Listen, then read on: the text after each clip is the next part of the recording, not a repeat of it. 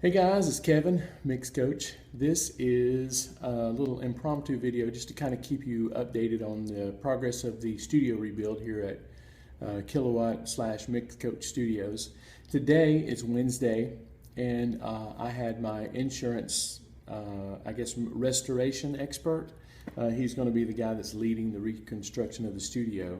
And Dave Rochester, a great and well-renowned studio designer and also a good longtime friend of mine. We go way back.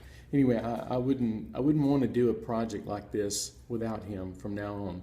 And this morning proved that thought that I had, that he would definitely save me money in the end, even though studio designers, as you probably know, are not cheap. He came out and we all met, and one of the things I discovered was that he had some bad news for me. He said, I don't want to bust your bubble, or burst your bubble, depending on where you're from, but your studio design is not going to work. And I said, okay, tell me what's wrong. He said, anytime you have, and take this into account, this is something that I learned, not the hard way, because he saved me from this.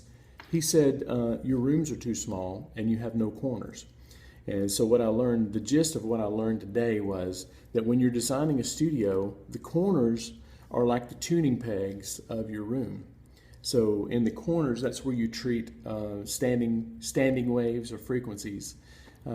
So we redesigned the studio, and I'll maybe later this week, probably next week more realistically, because I'm going to be tracking the rest of this week in another studio, thankfully. The corners are like the tuning pegs of your room. So if you've got a room and you've got the walls treated like we all pretty much know how to treat it, no parallel surfaces, especially no hard parallel surfaces, because you'll get flutter echo and things like that. The corners are what tune the room from 300 hertz down, and that's what he told me. He said, you're not leaving any room. If you have lots of height in your room, then you can trap those frequencies above your head, but you don't have height. These ceilings are 7 foot 9 inches without carpet, 7 foot 8 inches with carpet. And he said there's no room to trap anything in this room. So, and then he scratched my design basically. The only thing we're really keeping is a variation of the wall, the main wall that's going to be here design. We're actually going to section off this whole room so that, you know, there's two completely separate rooms, and this will have a we'll close this off here and have a door. And then so anyway, I'm going to build one big room with money that I get from the insurance company, which we got the check today, and it's I hope it's enough to build another wall.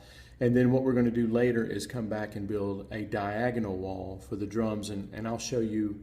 We're actually going to create a course on this, so when you go through this, you'll know exactly what to do, and you'll, me having paid for a studio designer as good as David is, hopefully we'll have saved you some money. But we're going to come back and treat the walls later, so I will show you how to do that later. But this is just an update to let you know that the plans that I had, they're gone, and we're going to have to redo stuff. So I'll do another 3D mock-up and maybe send it to you. But thank you guys for being interested in this. I know I would be interested in it if somebody was going from rebuilding a studio from scratch.